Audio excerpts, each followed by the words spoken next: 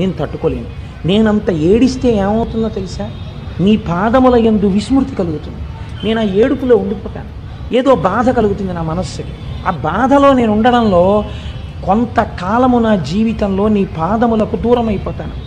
నిష్ఠతో నీ పాదములు పట్టుకోలేని స్థితి నాకు వచ్చేస్తుంది. కాబట్టి ఈశ్వర, మీ కోపానికో నమస్కారం. ఈశ్వర, మీ ధనస్సుకో నమస్కారం. ఈశ్వర, మీ బాణములకో నమస్కారం. మీరు ఏం చేస్తారో తెలుసా? యాత యశు శివతమా శివం బభూవతే ధను. మేము సంతోషించే బాణాలు వేయండి. సంతోషించే బాణాలు కూడా ఉంటాయండి. బాణం వేయడం అంటే దుఃఖం కలుగుతుంది, కానీ సంతోషపెట్టే బాణాలు, దుఃఖం పెట్టే బాణాలు అని 2 బాణాలు ఉంటాయంటే. అంటే ఇప్పుడు ఆయన ఏం చేస్తాడు? కొట్టేటప్పుడు ఇలా మొహం పెట్టి ఇలా కొట్టాడు అనుకోండి, ఏడవాలి. మంచి సంతోషంగా తండ్రి వచ్చి, శాబాష్ నాన్న, పొంగిపోతున్నాను రా నీలాంటి కూతుర్ని చూసుకుని కొట్టాడు వీపు మీద.